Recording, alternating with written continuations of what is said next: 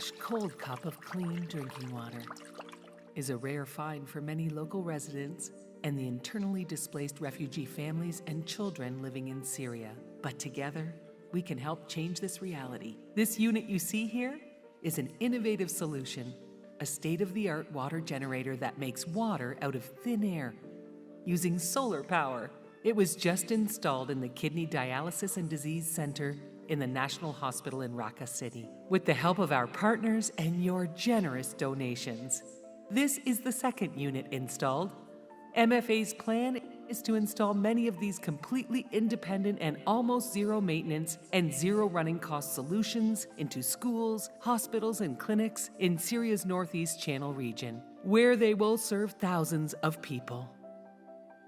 Our thinking at MFA: find a long-term solution, not a quick-fix project that does not address the complexities of the problem. So our long-term solution had to meet a few criteria: be quick and simple to install, and small in scale. Our solution makes water from the humidity in air, so no drilling of wells is needed.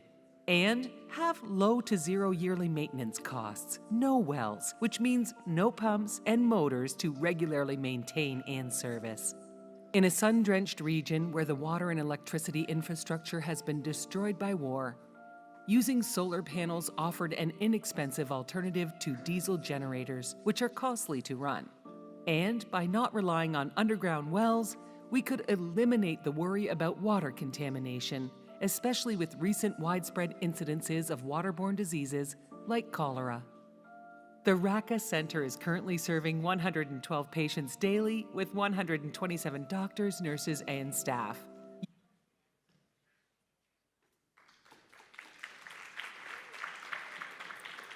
Let's wrap up this morning plenary with something inspirational. I want us to meet the people behind this incredible initiative. So please help me welcome from WaterGen, Sarah Benson-Conforti, from the Multi-Faith Alliance, Shadi Martini, and from Connect for Progress for Stand With Us, Max Samarov. Ερωτευμένος μα δεν ξέρω που θα βγει. Δεν έχω απάντηση, δεν ξέρω το γιατί. Okay, so this is a pretty incredible thing, and we're going to do something in this panel that's an exclusive right here. So look, watch out for that at the end. Incredible work. Sarah, let me turn to you first, if I can. Tell us, please, a bit about what you do, first of all. Yeah, definitely. Well, first of all, thank you. This is an amazing event, and I'm very happy to take part in it. My name is Dr. Sarah Benson-Conforti, and I come not from too far away. I live in Palo Alto, in California, and I represent WaterGen today as the Vice President of Business Development and Strategy in the Americas. Thank you. And Shadi, please introduce yourself. Hi, everyone. My name is Shadi Martini. I'm the CEO of the Multi-Faith Alliance. I was born and raised in the city of Aleppo, Syria, and now reside here in the United States. Thank you. And Max? Hi, I think you know me. I'm Max. I'm Executive Director of Research and Strategy at Stand With Us, and also leading our initiative Connect for Progress, which we'll talk a little bit more about. So Sarah, let me start with you. Can you tell us a bit more about WaterGen's technology and why the company believes that they should be using humanitarian products? Sorry, they should be running humanitarian projects all around the world. So let's start with a few facts for the audience. So annually, over 1 million people die from lack of access to safe and clean drinking water. In a matter of fact, by the end of this 10-minute panel, 5 children will die from a waterborne illness. And over 700 million people all over the world have no access to safe drinking water. Now let that sink in and resonate, because over 7 million people in the world have something called a smartphone in their pockets. So it just gives you a little bit of perspective. So WaterGen is an Israeli-based company that was founded in 2009 with the aim to bring a renewable water solution to the world. As you were mentioning humanitarian crisis, Michael. When we discuss humanitarian crisis, what is it that it entails? So it entails being cut off from the conventional infrastructure. It entails having no access to the most basic need human being and any living creatures need, which is water. So what WaterGen has done, it has basically created an amazing solution that creates water, produces it out of the air. And the way that it does it is basically based on the very, what we call conventional natural process in nature, which is called condensation. And I'm sure that every morning you guys wake up, you can see the little droplets on the windows. This is water. So all around us, there is over 1.4 million cubic kilometers of water. Imagine it or not. And what we have managed to do is basically take a piece of equipment called the heat exchanger, and it's a device that actually exists today in a lot of the what we call home appliances. You can find it in washers and dryers and etc. And we actually innovated, did a lot of innovation around the heat exchanger, patented over 50 patents, and made it much more efficient so that it can create today, straight from the air, anywhere between 5 to 1,500 gallons of pure drinking water straight from the air, using either solar power or electricity. Incredible. Shadi, please tell us about the projects that you've already done with WaterGen in northeast Syria and the impact they've had on people's lives. Shall I go back to the story, how it started? Or Sure. I think we'd all be interested to hear that. So I think the story is a very interesting story. Personally, my personal story and how we reached where we cooperated with WaterGen. So being from Syria, which is actually virtually at war, technically and in reality at war with Israel, and being brought up in a country that hatred of Israel and considering Jews in general, including Syrians, are the fifth column and people who are only spies for Israel, it was, I had no interactions with a Jewish person or Israel in general. But in 2011, I was running a hospital in Syria, which is family owned. My family owned this hospital. And there was an uprising in Syria, and our hospital is very close to the university, with a lot of you are in university, and people demonstrated, but they were faced with harsh brutality, beatings, and sometimes shootings, and they couldn't come to have treatment in the hospital. So me and friends of mine developed like the secret network of apartments and places where we can treat these folks. And this put me at odds with the government, so there was an arrest warrant for me, so I had to flee the country. During my work trying to bring back aid to Syria and help people that got hurt, I was approached by an Israeli NGO and friends who told me that these Israelis want to help Syrians. As a Syrian who was brought up in a very controlled society in Syria, the first thing, of course, that came to mind is, are they Mossad agent? Then I thought, like, why would Mossad care about helping Syrians? Now, all the skeptical and the negative things came to my mind. That's the first thing. But we met, and I saw that they were helping Syrians actually from other areas, not where they wanted to do from Turkey. So we started working, and this work developed into a relationship where I went to a conference where I met the founder of the Multi-Faith Alliance, who herself was a child of Holocaust survivors, and she told me how she established this organization as a Jewish response to the Syrian crisis. And this is where I got involved. We started trying to bring more attention to what's happening in Syria since it's on the border with Israel. And that's when I went the first time to Israel in 2014. There was a lot of skepticism about if people in Syria would accept any aid from Israelis. And I understood that, looking back at my history. But in 2016, we were approached and communicated by an Israeli general of all people to tell us that Israel actually opened its border to provide aid to Syrians on the Syrian side, and they called it Good Neighbor. And from 2016 to 2018, I worked hand in hand with the Israeli officials and the IDF to bring this aid into Syria. Unfortunately, in 2018, with the help of Iranian militias and Russian bombing, the Assad regime took over this area, and this operation ended, even though we offered to continue helping the people. One thing that happened during these 2 years is that the people that we affected, about 1.5 million in southern Syria, were very skeptical at the beginning to receive any Israeli aid.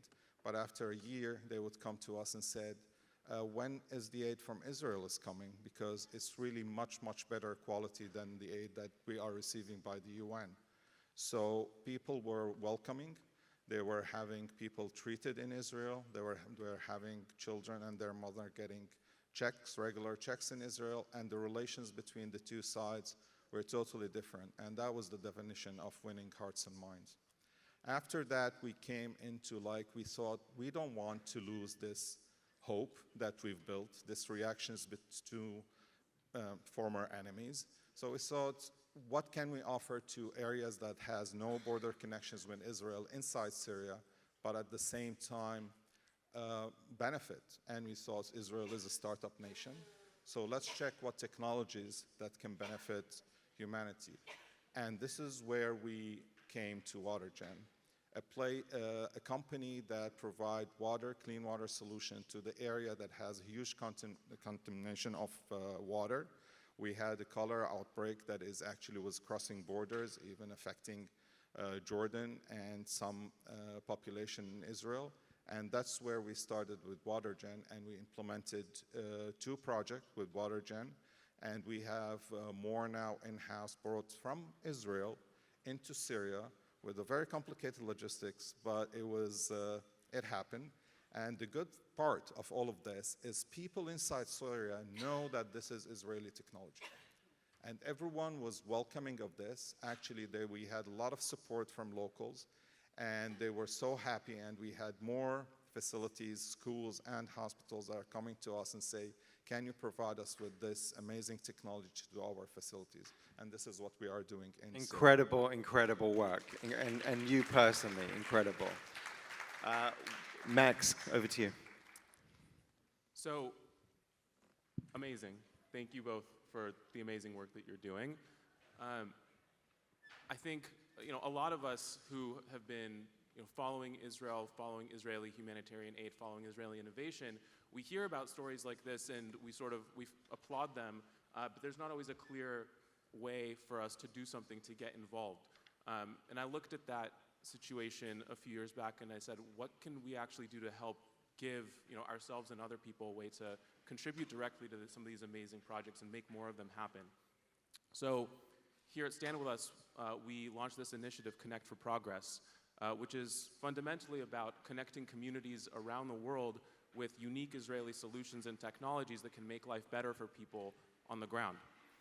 The first company that I reached out to, the first Israeli company, because I saw so many stories about the work that WaterGen was doing around the world, was WaterGen. So first, I want to thank WaterGen, you, your colleagues in Israel around the world, for being so open to collaboration with us. The first major project we did in Connect for Progress was bringing WaterGen technology to a community in Navajo Nation, together with an amazing coalition of Jewish and Native American partners. And then after that, WaterGen connected us with Shadi and Multi-Faith Alliance. So thank you both for your partnership and your willingness to work together, and it's really exciting to be here with both of you.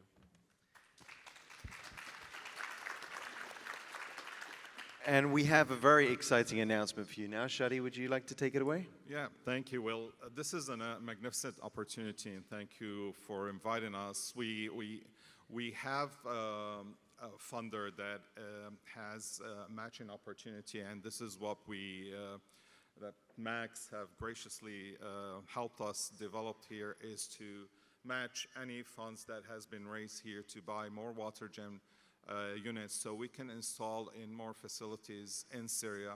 We're literally focusing on schools because we think schools and hospitals, but now since we are already established in hospitals, we want to start in schools because that's the place where you either learn hate or you learn how to love your neighbor.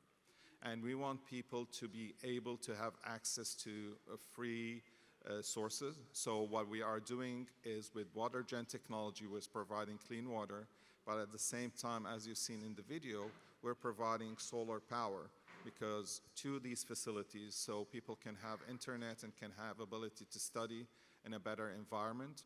So we will, if you see on the screen, you have a QR code for this campaign, and any dollar that is raised by this campaign will be matched by our funder, and it will go to provide one WaterGen unit to a facility inside Syria. Thank you. Amazing. Sarah, are you excited about this? Yeah, I'm very, very excited, and I want to invite everyone in the audience and beyond to come and participate in this amazing campaign. I just want you to bear in mind the fact that the world is losing over $260 billion in economic benefits a year because of lack of access to safe drinking water and sanitation. And girls, women and girls all over the world are spending over 260 million hours annually just to go and haul water. So imagine what kind of an impact does that create.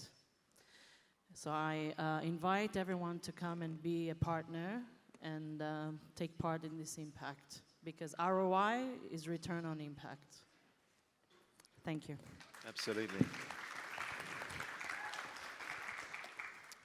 So, a lot of you saw me on stage here, a day ago or a couple of days ago, talking about how to answer the most difficult questions, how to have the most difficult conversations. There's a time to fight the hate, to fight the misinformation, to deal with the difficult issues, and there's also a time to put that aside and do something very simple, at least for us. It's simple for us because of the amazing work that these two organizations have already done. It's simple for us because we have an opportunity by participating in Water for Peace to lift up people in northern Syria, to lift up Israel, and honestly, to lift up ourselves, all of you, because if we succeed in this campaign, you all can go to your campuses, to your high schools, to your communities and say, we helped make this project happen. We can tell the world we helped make this project happen, bringing Israelis and Syrians closer together and making people's lives better in a tangible way. So please join us, and after we're going to be sending out a whole packet of materials so you can actually run with this campaign in your high schools, campuses, communities. Thank you. Well, you can start right now by taking out your phone and scanning the QR code. Sarah, please.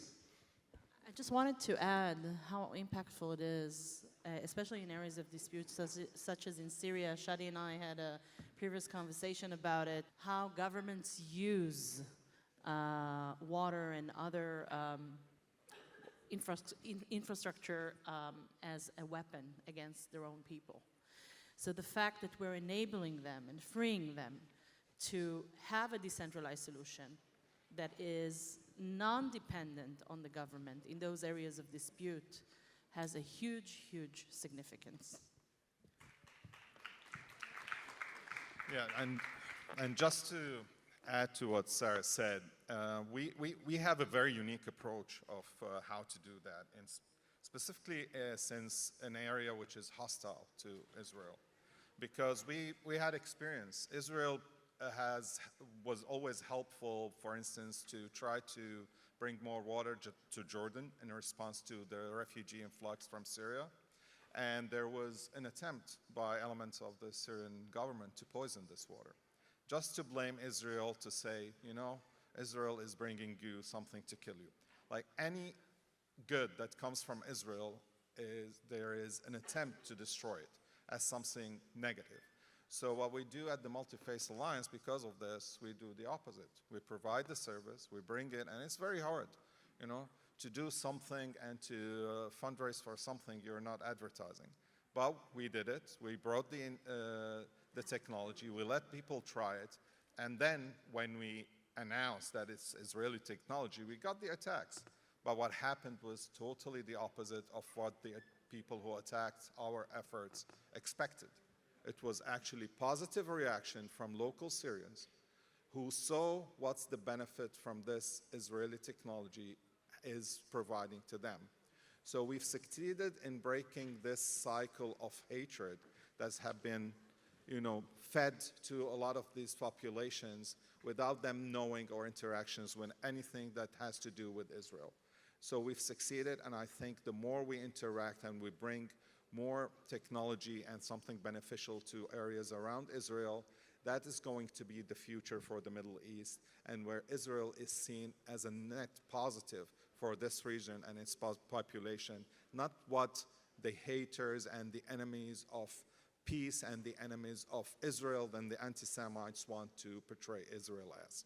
Thank you. Thank you. I want to thank Sarah for all you're doing at WaterGen with this, you know, really giving life to people in Syria and in many other places as well. I want to thank Shadi for being an amazing partner, and we're thrilled to have you here and to host you here and for bringing our peoples together. And I want to thank Max for Connect for Progress and giving us all an opportunity to be a part of this. So if you want to be part of Water for Peace, please do follow up with the information you're going to be given. Join the campaign. Let's help raise awareness for this as widely as we can. We're going to be doing it on Stand With Us platforms as well. Please give my sincere thanks to our amazing panel. Thank you so, so much.